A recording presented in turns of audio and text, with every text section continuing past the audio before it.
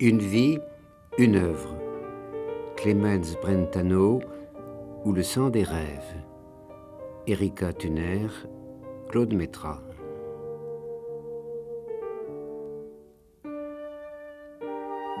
À Bacharach, il y avait une sorcière blonde qui laissait mourir d'amour tous les hommes à la ronde. Devant son tribunal, l'évêque la fit citer. D'avance, il l'absolvit à cause de sa beauté. Ô belle Loreley, aux yeux pleins de pierreries, de quel magicien tiens-tu ta sorcellerie? Je suis lasse de vivre, et mes yeux sont maudits. Ceux qui m'ont regardé, évêque, en ont péri. Mes yeux, ce sont des flammes, et non des pierreries. Jetez, jetez aux flammes cette sorcellerie. Je flambe dans ces flammes, ô belle Loreley, qu'un autre te condamne, tu m'as ensorcelé. Évêque, vous riez. Priez plutôt pour moi la Vierge. Faites-moi donc mourir et que Dieu vous protège. Mon amant est parti pour un pays lointain. Faites-moi donc mourir, puisque je n'aime rien. Mon cœur me fait si mal, il faut bien que je meure. Si je me regardais, il faudrait que j'en meure. Mon cœur me fait si mal depuis qu'il n'est plus là. Mon cœur me fit si mal du jour où il s'en alla. L'évêque fit venir 3 chevaliers avec leurs lances. Menez jusqu'au couvent cette femme en démence. Va-t'en, Laure en folie. Va, Laure, aux yeux tremblants. Tu seras une nonne vêtue de noir et blanc. Puis ils s'en allèrent sur la route tous les 4. La Loreley les implorait, et ses yeux brillaient comme des astres. Chevalier, laissez-moi monter sur ce rocher si haut pour voir une fois encore mon beau château, pour me mirer une fois encore dans le fleuve, puis j'irai au couvent des vierges et des veuves. Là-haut, le vent tordait ses cheveux déroulés. Les chevaliers criaient « Loreley, Loreley !» Tout là-bas, sur le Rhin, s'en vient une nacelle. Et mon amant s'y tient, il m'a vu, il m'appelle. Mon cœur devient si doux. C'est mon amant qui vient. Elle se penche alors et tombe dans le Rhin. Pour avoir vu dans l'eau la belle Loreley, ses yeux couleur du Rhin, ses cheveux de soleil.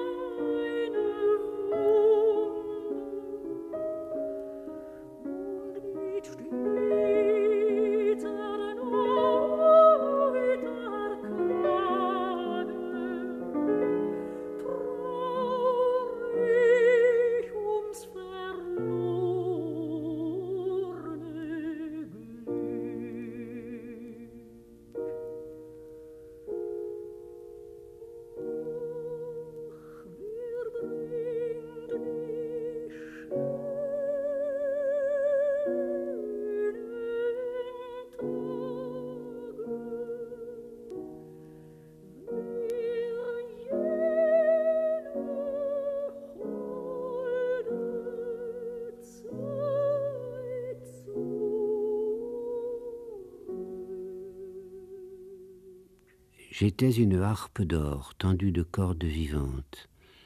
Tous les temps me désaccordaient, le vent jouait de moi, le soleil me tendait. Mais l'amour me joua un forté si passionné que mes cordes se brisèrent. Pourtant, j'ai soumis la harpe à un feu vif, je l'ai tendue de cordes de métal, et c'est moi qui en joue désormais. J'ai imaginé ainsi tout ce que je n'avais jamais vu nulle part, et dont j'ai soif. Ainsi parle Clemens Brentano dans une lettre adressée à son ami Lamotte Fouquet. Et cette harpe d'or, il ne l'a point forgée à force de patience et de travail. Si l'on en juge par tout ce que l'enfance a nourri de son œuvre, il fut dès ses jeunes années cette harpe d'or, c'est-à-dire un instrument privilégié sur lequel l'esprit, au fil des saisons, tenta de faire entendre son chant. En ce sens, chacun de nous est aussi un instrument de musique sur lequel la création cherche sa résonance, mais pour la plupart d'entre nous, l'instrument n'est point propre à la mélodie. Chez les uns, les cordes sont brisées, chez les autres, le bois est vermoulu. Mais le poète dont il sera question aujourd'hui est comme un violon fabriqué du bois le plus précieux par quelque génial artisan. Et si je parle ici de musique, c'est que Brentano est avant tout un homme de l'oreille comme d'autres ont privilégié la vue ou le toucher. Sa vie est d'abord une écoute. Écoute des éléments, mais aussi écoute des corps et des choses. Et son expérience poétique, une entreprise pour entendre un peu de cette petite musique qui, dans les jours de grâce, nous semble livrée directement par les puissances célestes.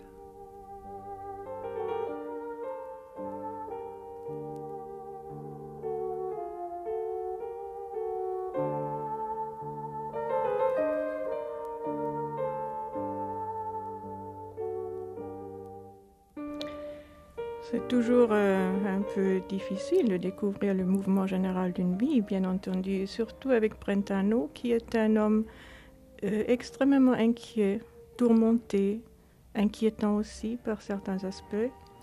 Un homme qui a mené une vie errante, qui était partout, de partout et de nulle part. Alors, il y a des vies où rien ne se passe, comme par exemple la vie de Franz Schubert, le grand compositeur, et qui a laissé quand même une œuvre magnifique. Et il y a des vies qui sont extrêmement mouvementées, comme celle de Brentano, et qui se reflètent évidemment aussi dans son œuvre. Il est, comme le nom l'indique d'ailleurs, Brentano, il est d'origine italienne. Son père est né à Tremezzo, au bord du lac de Côme, et s'est installé à Francfort. Son père était un homme d'affaires, il faut bien dire, ce n'était pas un artiste. Et ce père a épousé une jeune fille qui est devenue célèbre dans les lettres allemandes, Maximiliane de la Roche, la fille de Sophie de la Roche, une des premières femmes de lettres allemandes, qui a publié un roman, Mademoiselle de Sternheim. Mais Maximiliane, elle, qui n'a pas écrit, elle est morte très jeune, du reste, elle est devenue célèbre parce qu'elle a inspiré à Goethe une partie ou un aspect de Charlotte dans Werther. Oui. Alors, cette mère allemande, bien sûr, mais quand même d'une vague origine française, dans la mesure où sa mère, Sophie Laroche, avait épousé un homme dont la mère était une Française originaire de Metz. Alors, il y avait plusieurs composantes déjà dans le tempérament de Brentano. Il y avait donc l'élément allemand, l'élément français et l'élément italien. Il a été élevé d'abord par sa grand-mère dans la maison paternelle. Ensuite, comme sa mère est morte très jeune, il a été élevé dans une institution à Mannheim, et puis ensuite il a vécu à Francfort, il a vécu à Berlin, il a vécu à Heidelberg, il a fait beaucoup de voyages. On a l'impression que Oui. la présence de la mère, l'image de la mère, Oui. est restée avec une grande force dans toute son existence. C'est tout à fait vrai, Claude Médra, tout à fait. C'est une image un peu obsessionnelle dans sa vie. Je crois la première femme qu'il a profondément aimée, c'était vraisemblablement cette mère d'une beauté éblouissante qui traverse son œuvre sous différentes figures, la figure de la mère, la figure de la Vierge, la figure de la femme aimée, inaccessible. Si bien que cet attachement à la mère explique peut-être les premiers poèmes autant que la grande œuvre religieuse qu'il nous a laissée vers la fin de sa vie et dont une partie est consacrée à la vie de la Vierge. Alors il y a une double influence puisque sa mère est d'origine protestante, mais son père, lui, est catholique. Oui. Et alors il y a la formation d'un sentiment religieux extrêmement vif qui s'accomplit de manière un peu différente de celle qu'on voit se déployer chez les autres romantiques allemands qui sont presque tous d'origine protestante. Il y a d'une part cette double ascendance, c'est vrai. Il y a d'autre part aussi les rencontres que Brentano a faites, mais les rencontres ne sont jamais tout à fait des rencontres de hasard, sont peut-être aussi provoquées ou déterminées. Et vers l'année 1816-1817, j'ajoute il est né en 1778 pour qu'on voit à peu près son âge. Alors vers ces années-là, 1816-17, il a traversé une profonde crise religieuse, mais profonde au point qu'il a été paralysé dans son écriture, ce qui pour lui voulait dire être paralysé dans son existence. Et il s'est décidé, sous l'influence d'une jeune fille, du reste, une poétesse, Louise Hensel, qu'il a connue à cette époque-là et qui a refusé de l'épouser. Il s'est décidé de faire une grande confession et de retourner à l'église catholique. Je ne dis pas se convertir, parce qu'il a été catholique, comme vous l'avez dit, Claude Ménera, au début, mais il est vraiment rentré dans le sein de l'église catholique, si j'ose dire. Et cet homme qui était un homme de ville, qui était un homme qui aimait la vie, qui était un tempérament extrêmement sensuel, il fait quelque chose qui paraît bizarre et qui reste un mystère, mais l'être humain est un mystère, bien sûr. Il se décide d'aller à Dülmen, en Westphalie, c'est une toute petite ville,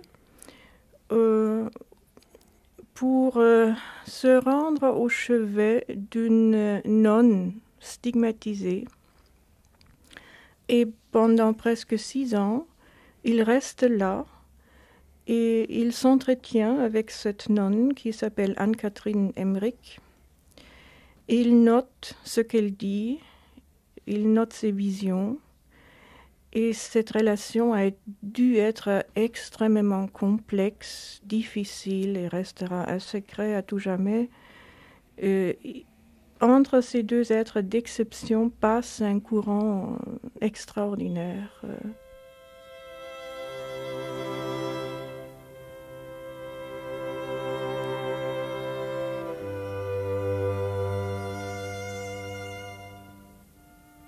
Au rêve du désert, amour, désir infini, tant étalé sur le bleu, étoile contre étoile. Ardeur du désert pleine de rosée, amour plein de larmes, car tout ce qui est infiniment proche est éternellement loin. Ô amour, mirage de qui souffre du mal du pays, paradis étincelant dans l'espace, fleuve de nostalgie serpentant à travers les prairies, bosquets de palmes au parfum tentateur. Ô amour, mirage, mourant d'épuisement, dérobé, dépouillé, frappé de coups par le soleil, de feu par le désert, le vent enseveli dans le sable brûlant, et Dieu te trouve.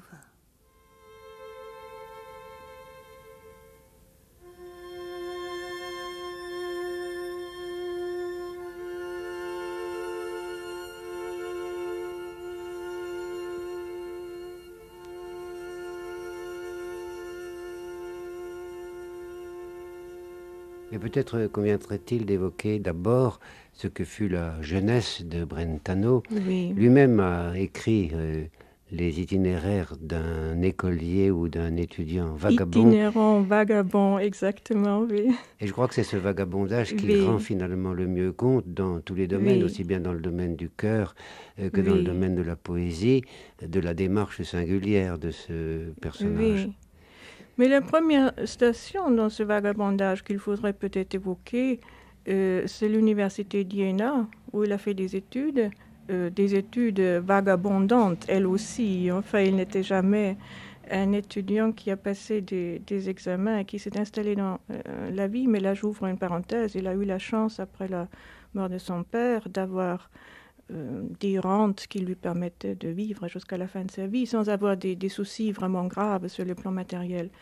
Alors, il est à Iéna, où il rencontre évidemment tous les jeunes romantiques de l'époque, et où il commence réellement à écrire, à réfléchir sur son écriture, et ces réflexions donnent naissance non seulement à des poésies, il est fondamentalement poète, mais à un premier roman qui restera son roman unique et qui s'appelle Godwin, Godwi, Godwin. Il y a une chose dont nous avons du mal à nous rendre compte, Oui. C'est à quel point dans l'Allemagne de cette époque-là, Oui. des petites cités comme Jena, comme Weimar, qui comptent Oui. quelques milliers d'habitants, sont des foyers de culture extraordinaires. Je crois que ça s'explique un peu, d'une part, par les particularismes de l'Allemagne, bien sûr, pas l'histoire de l'Allemagne, mais ça s'explique aussi par un phénomène qui a été un peu unique dans l'histoire universitaire de l'Allemagne. Il y avait des philosophes, des écrivains qui étaient professeurs d'université, comme Fichte, comme Schelling, comme Schiller, comme August Wilhelm Schlegel. Alors, pouvoir écouter ces hommes-là, souvent, évidemment, les étudiants se rendaient dans une ville apparemment petite et insignifiante. Mais pour revenir à ce roman Godwin, qui est un roman de vagabondage, parce que c'est un terme que vous évoquez volontiers souvent, il est difficile à résumer. Du reste, ça n'aimerait rien de le résumer si on ne connaît pas un tout petit peu ce roman qui est assez volumineux, qui se compose de 2 parties. Ce que je souhaiterais dire à propos de ce roman, c'est qu'il contient une poésie qui est devenue célèbre sans que le nom de l'auteur, Brentano, soit vraiment attaché à cette poésie-là. Vous avez deviné laquelle? Oui, c'est la Loreley. Bien sûr, c'est la Loreley.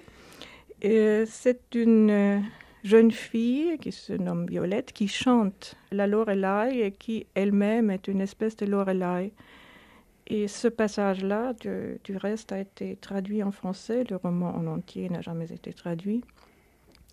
Alors, Brentano, avec la Loreley, a créé un véritable mythe. Et dans la mesure où on a oublié son nom, je crois que c'est une merveilleuse réussite poétique. L'œuvre vit et le nom de l'auteur a été en quelque sorte perdu. Ce poème de Brentano est long et est un peu compliqué. Ce n'est pas un poème réellement populaire. Il commence par des vers qui sont devenus célèbres. Je vous dis juste la première strophe, peut-être en allemand, pour que vous ayez un tout petit peu l'intonation du poème. Zu Bacharach am Rheine wohnt eine Zauberin, die war gar schön und feine und riss viel Herzen hin. Ce poème qui raconte donc l'histoire de cette très belle femme qui séduit les hommes et qui en meurt elle-même parce qu'elle a été séduite par quelqu'un qui l'avait quittée, et après cette perte de son amant, elle a été enfermée comme dans une prison, dans le cercle magique qui est le sien et qui la condamne en quelque sorte à se faire aimer sans pouvoir aimer en retour. Et c'est peut-être un tout petit peu le problème de Brentano, mais je ne voudrais pas donner une analyse psychanalytique de ce poème. Alors, ce poème a inspiré ensuite Eichendorff, qui à son tour a écrit Eine Lorelei, en déplaçant l'histoire du port du Rhin dans la forêt de la Silésie, dont il était originaire. Puis, je passe des noms moins connus comme les contes de Leuben et autres, et puis arrive le grand poète qui a rendu la Lorelei présente dans la conscience de beaucoup de personnes, non seulement en Allemagne, mais aussi en France, je crois, c'est Henri Heine, bien entendu, avec ce poème Ich weiß nicht, was soll es bedeuten, dass ich so traurig bin, ein Märchen aus alten Zeiten, das kommt mir nicht aus dem Sinn. Donc je ne sais pas ce que ça signifie que je suis remplie d'une infinie tristesse. Un conte des vieux temps me reste toujours présent à l'esprit, et je n'arrive pas à l'oublier. Il dit bien un conte des vieux temps, des temps anciens, ein Märchen aus alten Zeiten. Alors il faut avoir conscience de ce que Heine a rédigé son poème en 1823 et Brentano a publié son poème en 1801.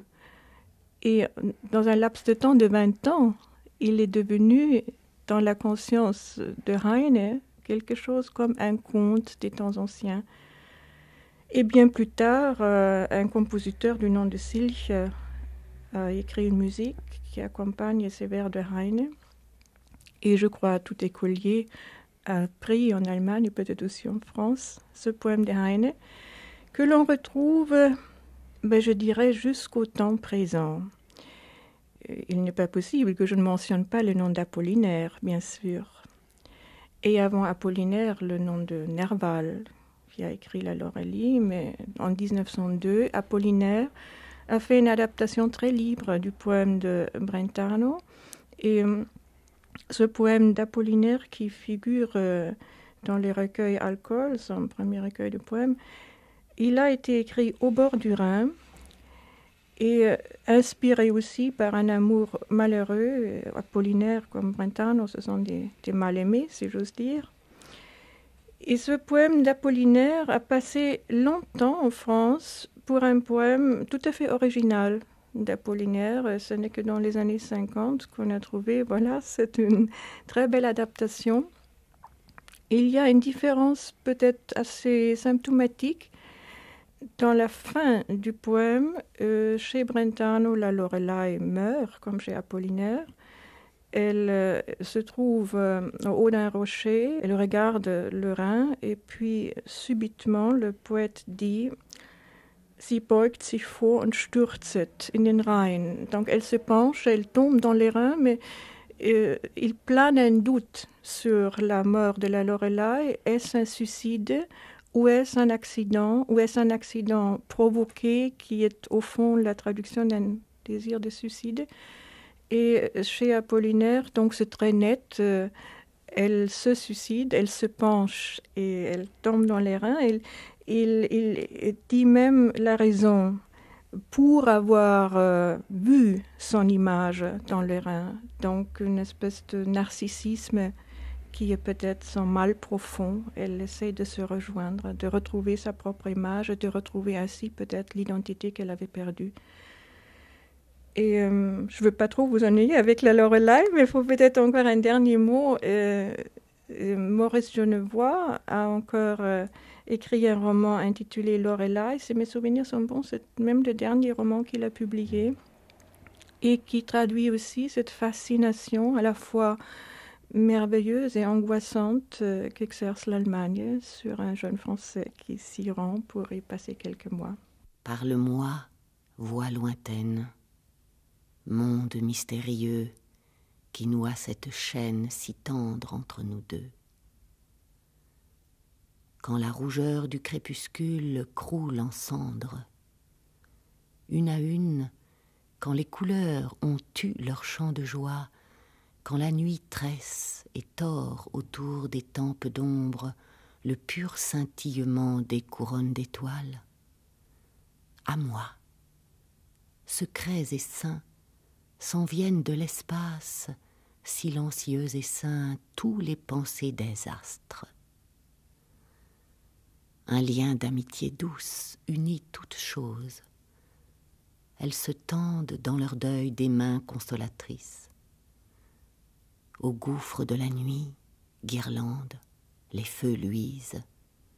Au fond du cœur, chaque être à jamais se sent proche. Parle-moi, voix lointaine, monde mystérieux qui noua cette chaîne si tendre entre nous deux.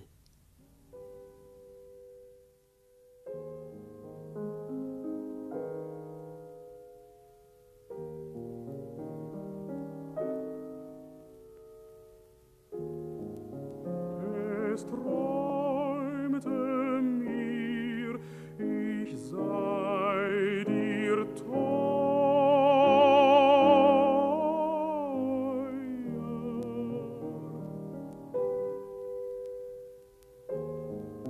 doch zu erwachen bedurft ich kaum. Denn schon im Traume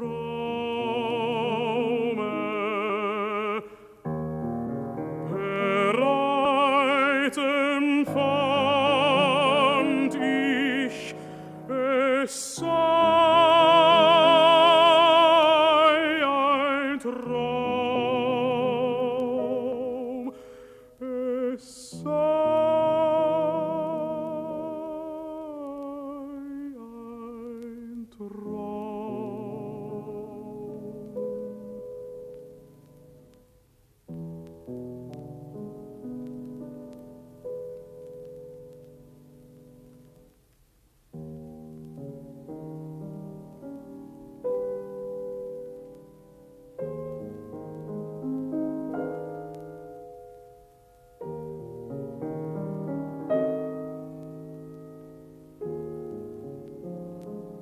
Ach, im Traum bereitem fand ich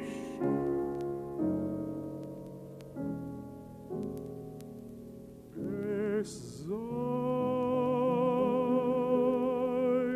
ein Traum, es sei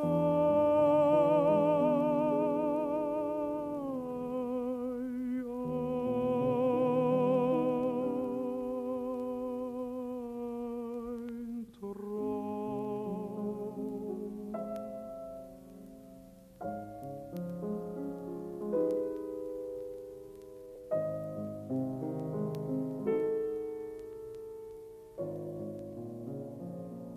On peut revenir un peu à Godeville, d'ailleurs, simplement Oui. pour signaler que dans ce roman, il y a l'opposition de deux figures féminines à travers le personnage de Violette, enfin, qui est à la Oui, fois oui, la fille vouée à l'innocence et la virginité, oui, et en même temps celle qui s'adonne à toute l'extase de la chair. oui, oui.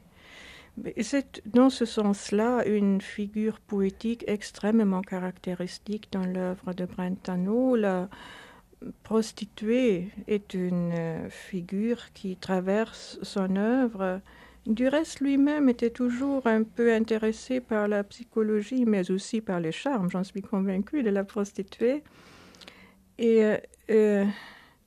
Violette reste quand même un être qui, comme Brentano lui-même, moi je le soupçonne de se projeter un tout petit peu dans ces figures féminines, n'arrive pas à se donner entièrement corps et âme, ou bien lorsqu'elle y parvient, elle en perd la raison. Effectivement, elle meurt dans la folie. Alors, chez Brentano, on trouve constamment cette tentative de faire coïncider l'incompatible en quelque sorte, de trouver une identité entre des éléments diamétralement opposés.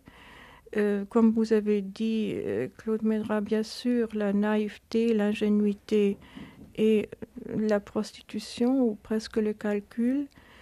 Et dans d'autres domaines, c'est la pureté, c'est l'aspiration à une religion qui est une rédemption et pourtant une extrême sensualité qu'il n'arrive jamais à contrôler tout à fait.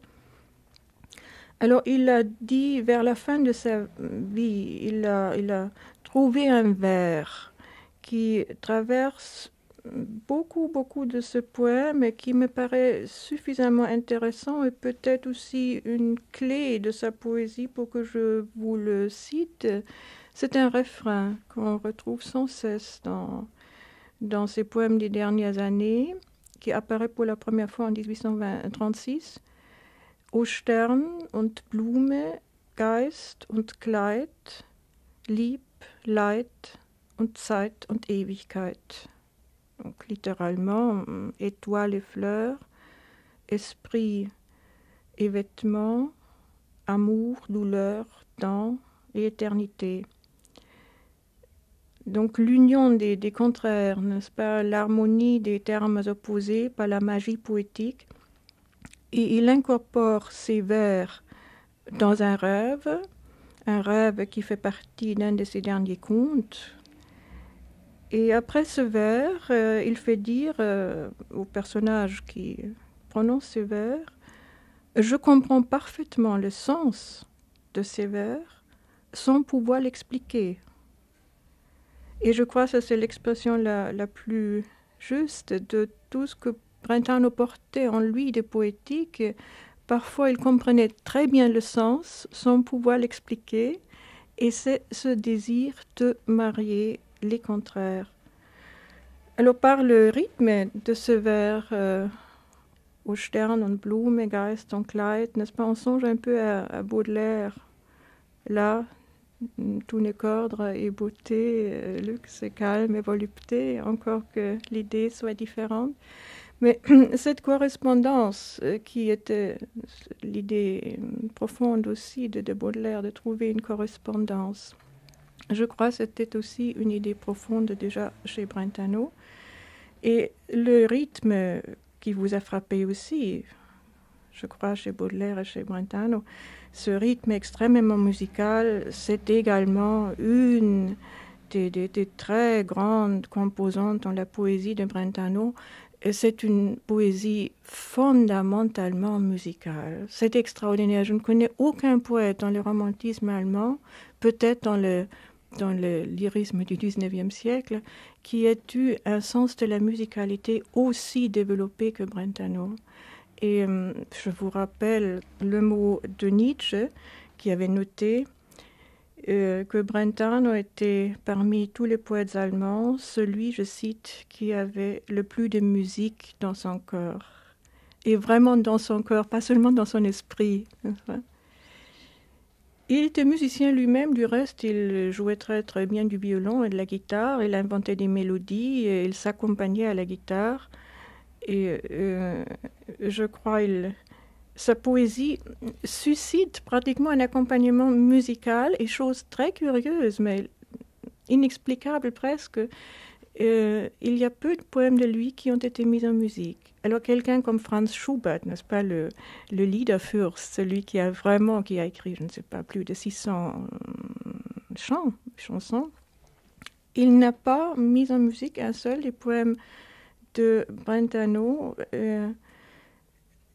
Difficile à dire pourquoi elle n'a pas été séduite par cette poésie qui était pourtant connue, par le corps enchanté de l'enfant, de Knaben Wunderhorn, enfin le recueil très célèbre du romantisme allemand qui a été publié en 1806 et qui est une coproduction, comme on dirait peut-être aujourd'hui, de Brentano et de son ami le plus intime, le plus cher, Achim von Arnim, qui est devenu son beau-frère parce qu'il a épousé Bettina Brentano, devenue Madame von Arnim, n'est-ce pas, une des figures féminines des plus extraordinaires du romantisme allemand, bien sûr.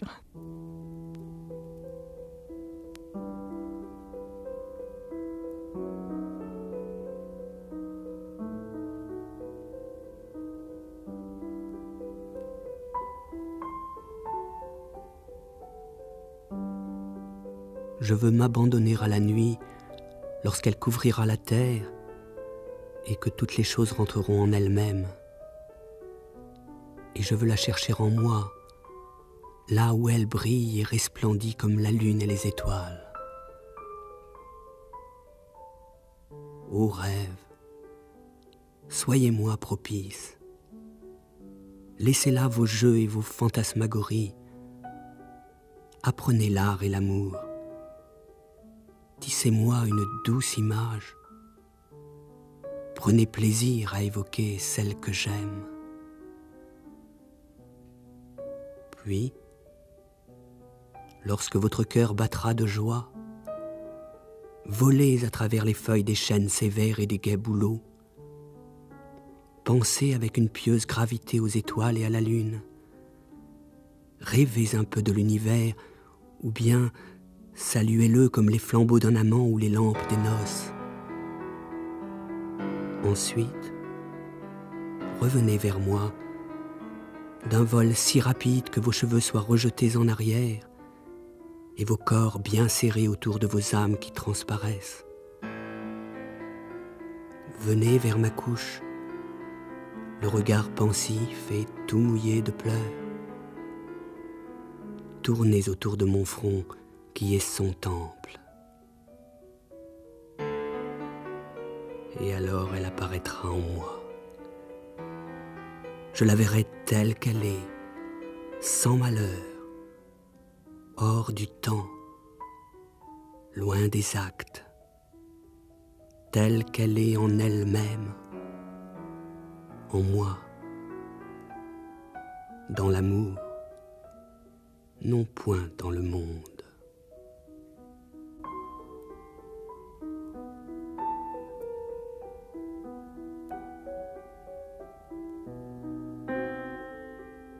Brentano a consacré aussi une grande part de son activité littéraire à des contes. Après Le corps merveilleux de l'enfance, il a lui-même écrit un certain nombre de récits qui le ramènent tous à une sorte d'ère archaïque de l'humanité dans laquelle triomphent des personnages qui sont très différents de ceux de nos contes de fées. Du reste, ce sont des contes relativement difficiles à lire. Je ne sais pas si un enfant vraiment, enfin, ce ne sont pas des contes pour enfants, comme les contes de Grimm, n'est-ce pas? Si un enfant a suffisamment d'attention, il peut suivre le récit assez compliqué de ces contes. Mais je crois, j'ai déjà fait cette expérience, un enfant qui écoute volontiers la mélodie d'une phrase ou qui suit volontiers une suite d'images est assez pris par ces contes-là. Bon, les contes de Brentano, oui, il y a deux grandes parties. Je dis ça pour simplifier un peu, pour être plus clair peut-être. Il y a des contes qu'il appelle les contes italiens et qui sont souvent des adaptations, très originales par la suite. Et puis les contes qui sont vraiment au cœur de son œuvre et qui reflètent le mieux son esprit, je crois, ce sont les contes rhénans ou les contes du Rhin. Le Rhin, du reste, est resté son fleuve préféré. La Lorelai, déjà, évidemment, est liée aux ondes du Rhin. Et les contes du Rhin évoquent de nouveau toute la mythologie attachée et rattachée à ce fleuve. Et la Lorelai réapparaît dans ce conte. Et je le dis parce que c'est un peu surprenant. Elle n'est plus la jeune femme séductrice et, au fond, peut-être stérile ou frigide. Elle est une mère. Elle est la mère de 7 enfants. Et elle garde un trésor. Elle garde le trésor des Nibelungen. Et elle veille. Elle est une véritable gardienne. Oui. Il y a aussi des paysages complètement mythiques. Oui, exactement, oui. Ben, il y a des grandes images mythiques chez Brentano, c'est exact, et ce n'est pas pour rien qu'au fond, il avait souhaité aussi une illustration de ses contes et de ses poèmes. C'est un désir qui s'explique peut-être un tout petit peu par ce mouvement très connu dans le romantisme allemand de vouloir marier tous les arts, c'est-à-dire la musique, la poésie, la littérature et la peinture. Mais Brentano, avec un instinct très très sûr, s'est tourné vers des peintres dont il avait le sentiment qu'ils peuvent illustrer ces paysages mythiques qu'il porte en lui. Et il s'est adressé avant tout à un peintre qui est encore relativement peu connu, en France tout au moins je crois, parmi les peintres romantiques allemands, c'est Philipp Otto Runge. Il ne s'est pas adressé à Caspar David Friedrich, qui nous est plus familier dans sa peinture et peut-être même dans la connaissance de sa vie. Il s'est adressé à ce jeune Runge, un homme du Nord, qui a peint des paysages, qui a peint aussi des personnages, surtout des enfants. Peut-être était-il attiré aussi par ce fait qu'il y a beaucoup de portraits d'enfants chez Runge. Et à ce Runge, il a écrit des lettres extrêmement personnelles, des confessions très intimes, et le destin décide pour nous d'une façon inexplicable, une fois encore, ce Runge qu'il a tant souhaité rencontrer, dont il a tant souhaité qu'il donne des illustrations à son œuvre, des illustrations picturales. Ce Runge est mort très jeune, à l'âge de 33 ans, et les deux hommes ne se sont pas rencontrés. Il n'y a que la correspondance qui est magnifique, du reste. Et alors, c'est précisément à Runge que Brentano destinait l'illustration de ce roman très énigmatique qui s'appelle Les Romances du Rosaire, Oui. malheureusement inconnu du lecteur français puisqu'il n'a jamais été traduit jusqu'à présent. C'est vrai, oui. Mais du reste, c'est un roman en poème, si vous voulez. Hein. Là réside la très grande difficulté de la traduction, bien entendu. Je crois que ça, c'est la raison profonde pour laquelle nous n'ayons pas encore une version française.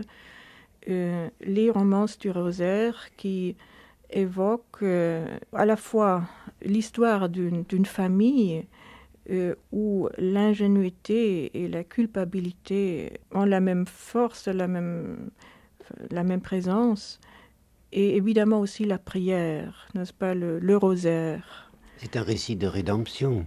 C'est un récit de rédemption, oui. Et je crois Brentano a toujours essayé d'écrire ces récits de rédemption parce qu'il s'est toujours menacé pendant toute son existence, terriblement menacé de perdition. Je vous ai dit tout à l'heure, il a écrit un seul roman, Godwin. Je me corrige un tout petit peu parce qu'il a laissé le fragment d'un deuxième roman. Et rien que le titre de ce roman, qui n'a que quelques pages, ce pourquoi on l'était toujours, on ne l'évoque pas beaucoup. Rien que le titre vous montre, je crois, à quel point cet homme était un être fragile et s'est senti menacé et devait aspirer à la rédemption. Alors maintenant, je dis le titre. Le galérien naufragé de la mer morte. Bon, en allemand, der schiffbrüchige Galeerensklave vom Toten Meer. Donc, il s'agit d'un homme qui n'est pas seulement un homme, un voyageur, mais un galérien.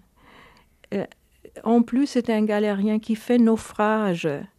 Et non pas sur n'importe quelle mer, sur la Méditerranée ou sur l'Atlantique ou le Pacifique. Non, inimaginable, sur la mer morte. Je crois qu'on ne peut vraiment pas aller plus loin dans le symbolisme d'un titre et d'une idée.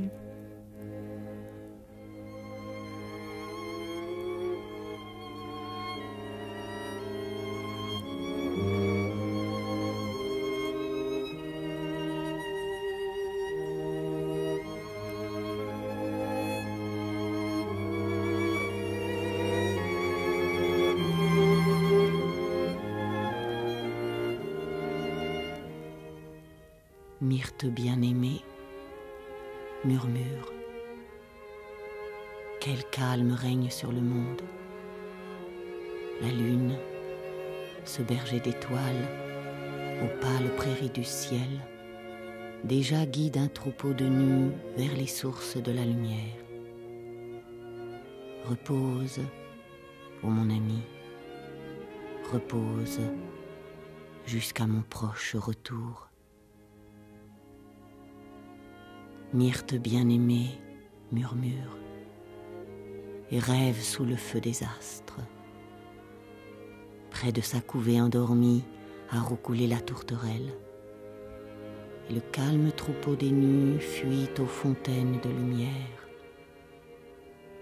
Repose, ô mon ami, repose jusqu'à mon proche retour. Entends-tu les sources bruire, le cri des grillons aigus? Écoute, écoute, lèvres closes. Ô bonheur de mourir en rêve, caressé par le flot des nues et la berceuse de la lune. Ô le vol heureux qui déploie celui dont le songe ouvre l'aile. Dans le bleu du ciel, il cueille les étoiles comme des fleurs. Dors et rêve, le temps est proche de ton réveil, de mon bonheur.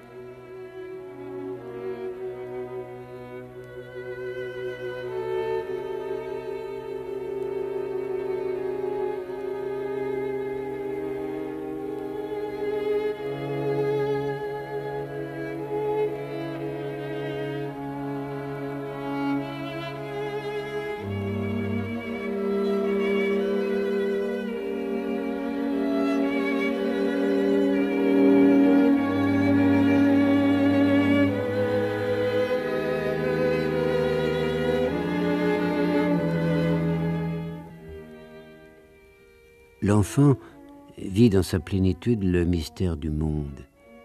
Il n'édifie point de barrière entre les diverses figures de la vie. Les pierres, les plantes, les bêtes, les hommes participent pour lui d'une même polyphonie du cœur, où tout est chant, et par le chant, la création tout entière est comme prise dans un mouvement unique où nulle forme ne paraît étrangère. Plus tard, Brentano, voyant comment dans la vision du commun du monde, les figures vivantes se trouvent séparées les unes des autres, s'écriera « Je ne veux plus de cet isolement, je suis l'univers est à moi ». Un court moment, avant ce qu'on appelait jadis l'âge de raison, l'enfant a pu avoir la certitude, ou du moins le pressentiment, que ce mystère du monde est connaissance, que rien autour de lui ne lui est fermé. L'enfant comprend la parole des collines et celle des rivières. Il est chez lui dans les chants des oiseaux ou dans la rumeur des troupeaux. Et aux yeux de Brentano, ce qui exprime le mieux ce mystère ainsi vécu, ainsi assumé, c'est la musique, qui répond sans doute parfaitement au souffle créateur des commencements. Mais il n'a à son service que les mots. Et c'est à travers les mots qu'il va tenter de rendre compte de la seule réalité qui compte pour lui, la poésie, c'est-à-dire la capacité d'émerveillement que porte en lui chaque moment de l'existence. Le monde qui nous est donné est d'abord source d'émotion, et la place privilégiée accordée dans la vie comme dans l'œuvre à l'amour répond à cette soif d'émotion dont notre cœur est le symbole. Il est difficile de savoir en quel tournant de son existence, et après combien d'expériences où l'amour eut toujours sa part, Brentano fut habité puis hanté par l'image du salut. Et de quel salut s'agit-il ici? Lorsqu'il se retourne vers le catholicisme de son enfance, puis devient le compagnon quotidien de la mystique visionnaire Anne-Catherine Emmerich, à laquelle sont consacrées toutes les dernières années de sa vie, il semble obéir à cette voix intérieure qui toujours l'a guidé dans les mouvances de sa vie, même dans ce qu'elles ont eu de plus charnel, et qui l'invite à une errance non plus dans le cœur des humains, mais dans le cœur même de Dieu. Cette rédemption ne saurait en aucune manière se trouver liée à ce que nous nommons généralement le péché. Le drame de Brentano, c'est le drame même de la connaissance, et la connaissance vient du cœur. Les émotions dont nous sommes le territoire sont des signes qui nous sont faits par le destin pour nous rendre proches de l'étincelle même de la vie, notre étincelle. Et parmi ces émotions, les extases de la chair sont aussi des porches ouverts sur les demeures du secret.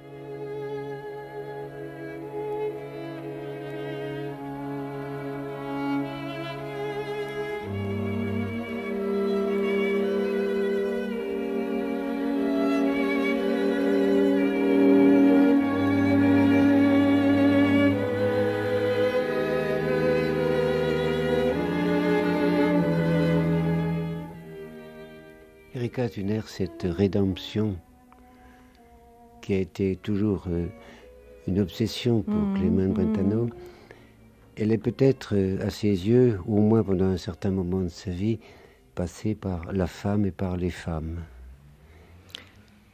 Mais oui, dans la mesure où évidemment la Vierge Marie passe aussi pour la figure par excellence qui peut nous conduire à la rédemption. Alors, nous avons dit au début de notre entretien qu'il y a cette image de la mère, et cette image de la mère, il la retrouve tout d'abord dans la femme qu'il va épouser, la première femme qu'il va épouser, Sophie Méraud, dont il a dit qu'elle ressemblait étrangement à sa mère, même physiquement, il retrouvait l'image de sa mère. C'était une femme, on dit toujours, on insiste toujours sur la différence d'âge. Effectivement, elle avait 8 ans de plus que Brentano, mais ce n'était pas une telle sensation. Au temps du romantisme allemand, c'était presque courant, les mariages entre des hommes relativement jeunes et des femmes un peu plus âgées. Et Sophie Méraud était une femme écrivain, déjà assez célèbre à l'époque. Schiller l'avait beaucoup soutenue et pensait le plus grand bien de son talent. Elle a été mariée au moment où Brentano a fait sa connaissance. Elle avait une fille. Et Brentano voyait en elle le rêve devenu réalité. À la fois l'image de la mère retrouvée et une mère qu'il pouvait maintenant épouser et posséder et dont il souhaitait qu'elle soit la mère de ses propres enfants. La femme d'une certaine maturité d'esprit. La femme qui pouvait éventuellement lui donner une espèce d'apaisement, de stabilité, tout en répondant à cette sensualité très très forte chez Brentano. Mais il était d'une exclusivité telle dans sa façon de vouloir posséder un autre l'être aimé. Là, il faudrait lire peut-être un passage d'une lettre de Brentano à Sophie Méraud pour montrer à quel point il désirait cette femme, il souhaitait la posséder et pour voir aussi que cette union, au fond, était vouée à l'échec dès le début. Il lui écrit en 1803, l'année même où il l'épouse, « Il faut que tu m'aimes infiniment comme tu n'as encore jamais aimé. Il faut que tu deviennes muette, que tu sentes ce que tes lèvres ne pourront exprimer, que tu puisses tout sacrifier pour moi, que tu ne puisses vivre sans moi. Il faut que tu luttes pour moi, comme moi, pour toi. Oh, quel tourment sur terre! Oh, combien divine cette création, combien diabolique la destruction! Comme le ciel se réjouira, Sophie. Il te faut reconstruire mon temple afin que je puisse à nouveau aimer Dieu. Retiens-moi comme l'œil retient la lumière. Enfin, il faut reconstruire mon temple afin que je puisse à nouveau aimer Dieu. N'est-ce pas, cette rédemption qu'il attendait, qu'il souhaitait. Et puis, Sophie, 3 ans plus tard, meurt après avoir mis au monde un deuxième enfant. Et c'est l'effondrement total pour Brentano. Les lettres de cette époque, c'est déchirant. Je crois la douleur est à la mesure de son amour exclusif et profond pour cette femme. Mais, une de ces contradictions qui caractérisent la vie et le tempérament de Brentano, 1 an plus tard, il est remarié. Il est remarié avec une très jeune fille extrêmement excentrique, qui a 16 ou 17 ans, Auguste Bussmann, et qui est peut-être, Auguste est peut-être intéressante pour le public français, surtout parce que elle a perdu son père très jeune, elle n'avait qu'1 an, elle a été élevée chez son oncle, un banquier à Francfort, et sa mère a épousé en secondes noces le comte de Flavigny. Auguste est donc par la suite la demi-sœur de Marie de Flavigny, future comtesse d'Agoult et amante de Liszt, n'est-ce pas, et mère de Cosima Wagner. Et ce mariage avec la jeune Auguste n'a pas duré très longtemps. Elle a dû être vraiment très, très étrange, mais extrêmement intelligente aussi. C'est peut-être pas le moment de parler trop d'elle, on parle de Brentano, mais elle a essayé de se suicider par 3 reprises. Elle a fini ensuite par un suicide réel. Ce qui nous importe peut-être ici, que le mariage a été couronné, si j'ose dire, par un divorce en 1811. Et Brentano s'est tourné encore vers 3 femmes dans sa vie qui ont joué un rôle capital, fondamental dans son existence et dans son œuvre. C'est pourquoi j'en parle. La première, cette jeune poétesse dont j'avais déjà prononcé le nom, Louise Hensel, qui a écrit des poésies surtout, qui est sortie d'une famille d'artistes. Son frère était peintre, et qui, jeune fille protestante, s'est convertie au catholicisme et qui, au fond, je crois, était une âme profondément religieuse. Là aussi, le désir de Brentano que vous avez évoqué tout à l'heure, de trouver la rédemption à travers la femme. Personnellement, je suis persuadée qu'elle était faite plutôt pour le couvent que pour le mariage, Louise Hensel. Mais Brentano s'était mis dans la tête, il faut épouser cette jeune fille. Elle avait refusé cette demande en mariage. De nouveau, grande douleur de la part de Brentano. Et deuxième rencontre, presque immédiate après celle avec Louise Hensel, Anne-Catherine Emmerich. Et puis, dernière rencontre, pendant les années qu'il passe à Munich, 1833 à 1838 environ. Dernière rencontre avec une jeune femme artiste peintre. Décidément, il est toujours allé vers les femmes artistes, n'est-ce pas? Sophie Méraud, femme écrivain, Louise Hensel, poétesse, et la dernière, là, Emilie Linde, une jeune baloise, artiste peintre également. Et ces 3 femmes ont inspiré des poésies poignantes à Brentano. On dit toujours, après sa conversion en son retour à l'Église catholique en 1817, il s'est détourné de la poésie, il n'a écrit que des œuvres religieuses, mais lorsqu'on lit les derniers poèmes inspirés par Emilie Linde, on sait très bien que la verve poétique et la veine poétique de Brentano n'ont pas du tout tari, tout au contraire, ce sont des grandes images presque expressionnistes déjà qu'il a évoquées dans ses derniers poèmes.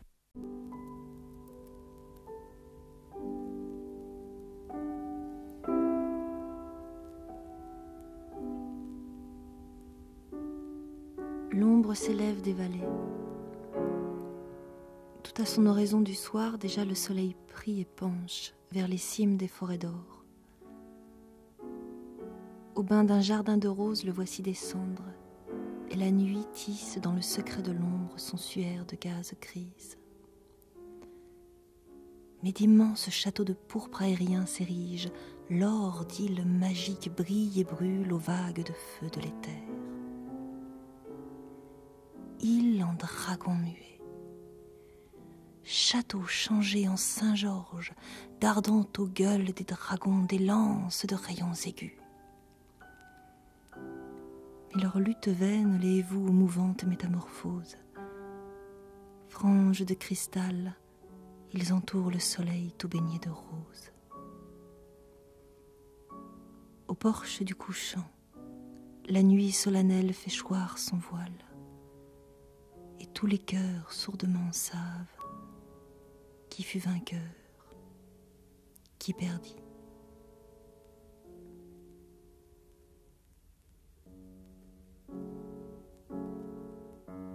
Et dans toutes ces rencontres féminines, il y a aussi peut-être le désir chez Brentano d'exprimer aussi sa rencontre avec la chair, parce que l'extase des corps peut être aussi une manière de rédemption. Oui, absolument, oui. C'est évidemment un problème un peu délicat et difficile pour nous d'élucider à tant d'années de distance. Mais il y avait sûrement de cela chez lui, oui. Peut-être faut-il dire aussi un mot de sa sœur, n'est-ce pas, qui, elle aussi, joue un rôle à la fois candide et trouble dans la vie de Brentano. Cette sœur Bettina, qui se rapprochait de Goethe et puis qui a donc épousé l'ami le plus cher de Brentano, et qui a été une femme sans doute très, très, très jolie, extrêmement vivante, extrêmement sensuelle aussi. La correspondance entre elle et son frère Clemens Brentano a été publiée par elle sous le titre bien connu de Frühlingskranz Clemens Brentanos, la couronne printanière de Clemens Brentano. Ce sont des lettres qui ont été remaniées par elle et qui sont devenues des œuvres poétiques en quelque sorte. Alors quelle a été la relation avec cette sœur, c'est également difficile à dire, mais là aussi il y avait sans doute les deux éléments dont vous avez parlé tout à l'heure. Et peut-être peut-on ajouter aussi un mot sur le génie de l'amitié. Il n'était pas seulement un homme qui allait vers la femme et cherchait la rédemption chez la femme, il était aussi capable d'une amitié profonde, durable. Lorsqu'il s'attachait, en dépit de toutes les difficultés que peut représenter une amitié, c'était, je crois, un ami extrêmement fidèle. Et cette amitié avec Achim von Arnim, elle est légendaire, n'est-ce pas? Il faut dire, il y a peu d'amitiés dans la vie qui sont aussi grandes. Peut-être on cite toujours Goethe et Schiller, une relation très complexe et très difficile sans doute. Mais celle entre Arnim et Brentano était fondée sur une affection très grande, sur une collaboration poétique rarissime aussi dans la vie. Et vers la fin de sa vie, il a trouvé des amis qui souvent étaient des esprits plutôt religieux et catholiques. Un de ses derniers amis, je le cite parce que c'est un Français, c'est Montalembert, qu'il admirait beaucoup, qui était beaucoup plus jeune que lui. Il ne pouvait plus en être, évidemment, cette amitié d'égal à égal, en quelque sorte. L'expérience de la vie de Brentano était bien supérieure à celle de Montalembert, mais le journal de Montalembert mentionne les rencontres avec Brentano, et il y a encore des parties inédites du reste de ce journal. Et ces parties qui lui sont consacrées montrent aussi à quel point Montalembert a été fasciné par la figure de Brentano. Brentano, à l'époque, du reste, fréquentait beaucoup les écrivains français, surtout les trois fondateurs de l'Avenir, un journal très lu en Allemagne et à Munich. Et Lacordaire et Lamennais étaient également à Munich, mais Montalembert avait la préférence de Brentano très nettement. Alors, en 1818, et Brentano n'a alors que 40 ans, il va rencontrer Catherine Emmerich, et pendant 6 ans, il va, au fond, participer complètement de cette existence. Et on peut se demander quelle idée exactement offrait alors la vie de Brentano dans la compagnie de Catherine Emmerich. Mais ça, c'est peut-être la période la plus difficile à connaître, à vraiment bien connaître dans la vie de Brentano. Il y a sûrement plusieurs éléments qui le fascinent, qui le troublent, qui l'excitent, qui l'irritent et qui l'inspirent. Anne-Catherine Emmerich, elle est alitée, elle est extrêmement faible, elle ne se nourrit qu'à peine, mais elle a dû être d'une sensibilité hors pair, c'est évident, n'est-ce pas? Et elle était peut-être l'être qui était le plus réceptif aux suggestions poétiques de Brentano. Elle-même avait assurément déjà des visions avant que Brentano ne soit arrivé à son chevet. Mais Brentano commençait à lui faire des lectures, il lisait des passages tirés de la Bible ou des apocryphes, et on peut imaginer la force, la violence, la force de conviction aussi qu'il pouvait mettre dans ses lectures, si bien que par ses lectures même, il suscitait de nouvelles visions chez Anne-Catherine Emmerich, des visions d'après ce que nous connaissons maintenant, grâce à la plume de Brentano qui les avait notées, des visions extraordinairement poétiques. On peut contester la vérité historique de ces visions, et l'Église catholique, du reste, se montrait extrêmement prudente à l'égard de ces visions. Mais il faut reconnaître leur caractère extrêmement poétique. Et Brentano prétend donc avoir noté ces visions d'après ce que Anne-Catherine Emmerich lui avait raconté. Évidemment, lorsqu'on lit ces visions aujourd'hui, on sait très bien que c'est une œuvre arrangée par un esprit cultivé comme c'était Brentano. Anne-Catherine Emmerich était d'origine paysanne et sûrement pas capable de s'exprimer d'une façon vraiment aussi structurée et aussi cultivée. Et Brentano a publié, son nom d'auteur du reste, les visions d'Anne-Catherine Emmerich sur la vie de notre Seigneur Jésus-Christ. C'est le titre qu'il donne à ces visions. Il publie plus précisément la partie consacrée à la Passion. Il garde un tout petit peu dans ses tiroirs la partie consacrée aux années de prédication. Et cette œuvre a eu un succès fulgurant, inimaginable. Aucune œuvre de Brentano a eu ce même succès. Il a été traduit, ces visions ont été traduites immédiatement en plusieurs langues. Et peut-être a-t-il eu aussi la chance de rencontrer un traducteur pour la traduction française, un traducteur qui était un homme à la fois formé par des études de théologie, d'histoire et de langue. C'est l'abbé Casales qui a rendu l'œuvre de Brentano célèbre en France.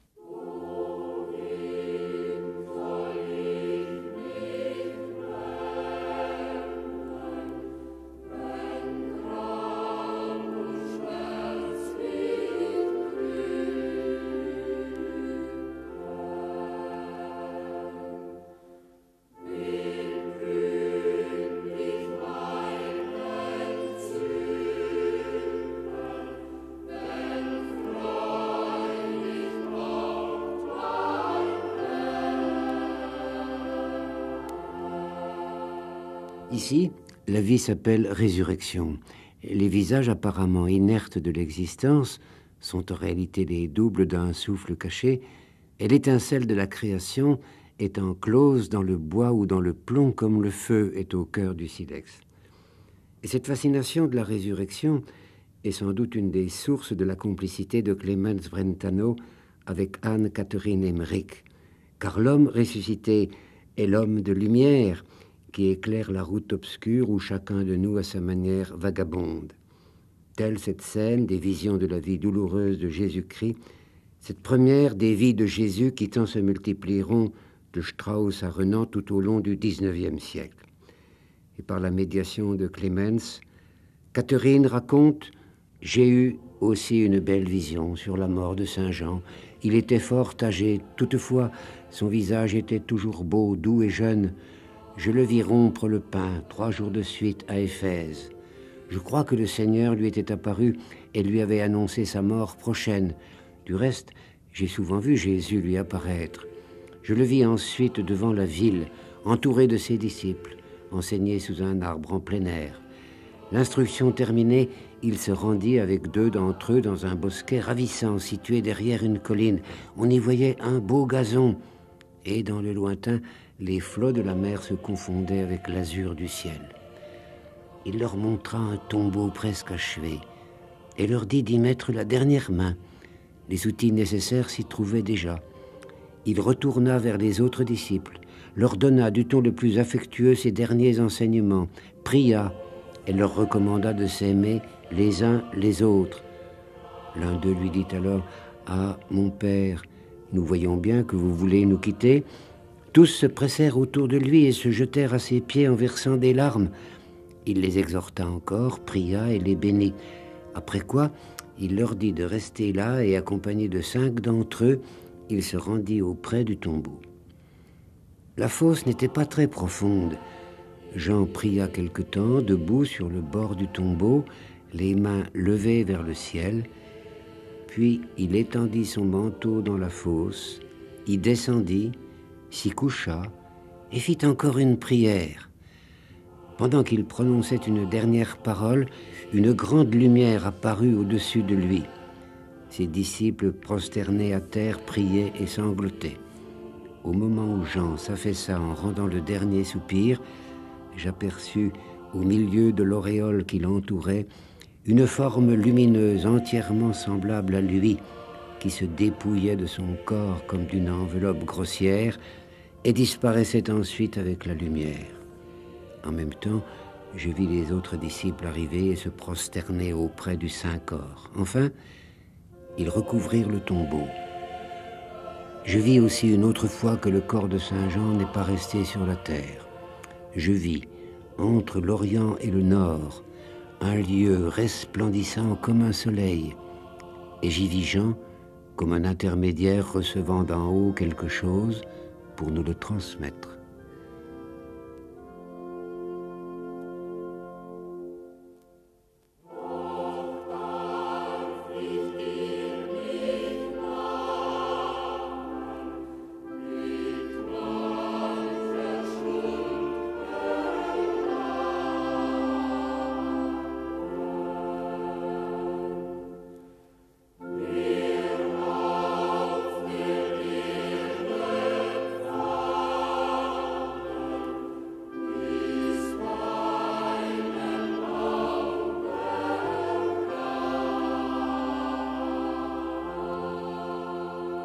Quelle a été la fortune de l'œuvre de Brentano, à la fois dans les lettres allemandes et dans la littérature européenne? Je crois qu'elle est encore relativement peu connue. Chose très curieuse, ou peut-être pas curieuse, parce qu'elle est difficile. Au fond, elle est difficile. Ce qu'il y a de plus connu de lui, évidemment, c'est Des Knaben Wunderhorn, le corps enchanté de l'enfant, c'est-à-dire des chants populaires, folkloriques qu'il a publiés avec Achim von Arnim, mais c'est déjà une œuvre de calcul aussi, de calcul de poète, parce qu'il y glisse beaucoup de ses propres poésies qu'il a su arranger dans le temps populaire, si bien qu'on n'a pas su distinguer les poésies de Brentano. Même Achim von Arnim était dupe par moment, n'a pas su reconnaître ses poèmes et les distinguer des poèmes populaires. Bon, évidemment la Loreley, évidemment quelques contes. Henri Thomas a admirablement traduit quelques contes en français du reste. Et puis il y a certains poèmes qui ont été traduits par Gustave Roux, poète lui-même. Alors moi j'aurais grande envie, si cela vous convient, de vous lire au moins un poème. Je vous ai dit, Brentano était un musicien, au fond, enfin aussi grand peut-être qu'un poète. Et il avait voué une admiration sans borne, surtout à Beethoven. Beethoven était le grand compositeur pour lui. Et en 1814, il a écrit un grand poème, qui est un poème presque un peu moderne par certains côtés déjà, qui s'appelle Écho d'une musique de Beethoven. Le titre allemand en est Nachklänge, Beethovenische Musik. Je vous lirai peut-être la première strophe. Einsamkeit, du Geisterbrunnen, Mutter aller heiligen Quellen, Zauberspiegel innerer Sonnen, die berauschet überschwellen. Seit ich durft in deine Wonnen das betrübte Leben stellen, seit du ganz mich überronnen mit den dunklen Wunderwellen, hab zu tönen ich begonnen. Und nun klingen all die hellen Sternenchöre meiner Seele, deren Takt ein Gott mir zähle. Alle Sonnen meines Herzens, die Planeten meiner Lust, die Kometen meines Schmerzens, klingen hoch in meiner Brust. In dem Monde meiner Wehmut, alles Glanzes unbewusst, kann ich singen. Und in Demut vor den Schätzen meines Innern, vor der Armut meines Lebens, vor der Allmacht meines Strebens, dein, o Ew'ger, mich erinnern. Alles andere ist vergebens. Solitude, ô fontaine de silence, mer sacrée des sources profondes, miroir magique des soleils intérieurs ruisselant de vagues sonores, depuis l'heure où dans ton délice j'ai plongé ma vie éblouie, depuis qu'a déferlé sur moi le sombre charme de ta houle, ma nuit se peuple de feu. Voici chanter de mon âme les étoiles étincelantes sur le rythme qu'un Dieu me bat. Tous les soleils de mon cœur, les planètes de ma joie, les comètes de ma douleur résonnent clairs dans ma poitrine. Dans la lune de ma tristesse, insoucieux de toute gloire, que mon chant monte et que, très humble devant mon or intérieur, le dénuement de ma vie et les cimes de mon effort, ô Dieu d'éternité, de toi je me souvienne. Toute autre chose est chose vaine.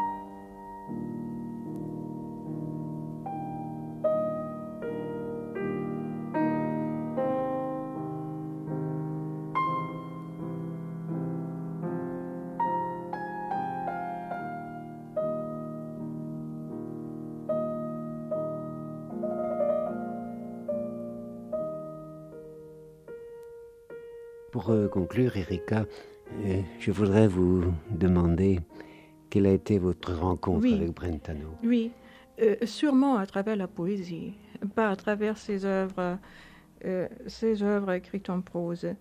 Et par la poésie, un de ses poèmes tardifs, à vrai dire. Bon, je connaissais le lyrisme de jeunesse, je l'aimais bien, je l'admirais beaucoup, mais le véritable choc a été la rencontre avec un poème qu'il a écrit dans un moment de grande peine, de grande douleur, où il était aussi menacé dans son existence de poète, un peu... Enfin, il avait un peu peur qu'il n'arrive plus à écrire.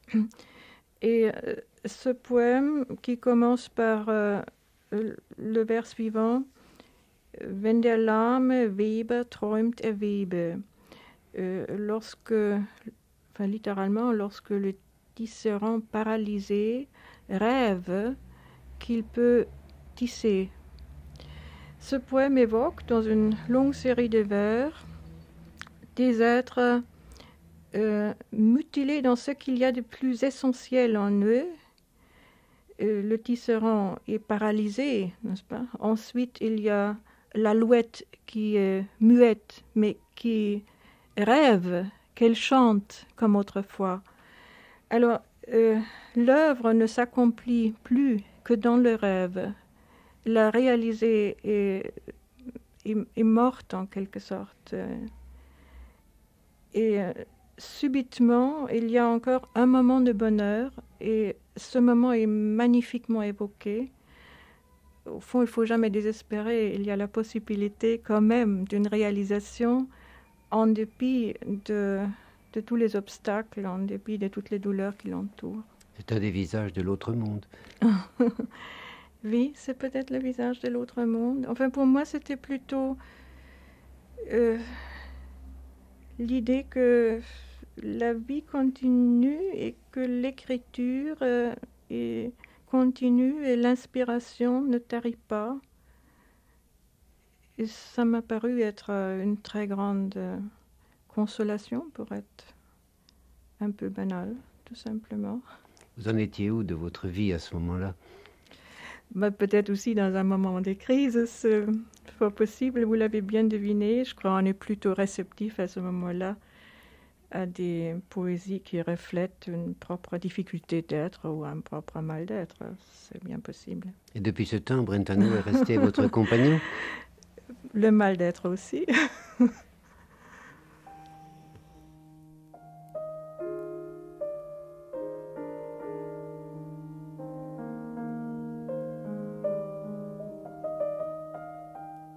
Chaque vie ouvre son cœur aux autres vies et goûte avec délice, profondément perdu, le long baiser du ciel, l'échange du plaisir. Et l'heure vient où les bras s'ouvrent et se tendent. La lune monte et luit, le regard baigné d'ombre se perd, ivre de songes. Aux abîmes du ciel, les astres vont fleurir.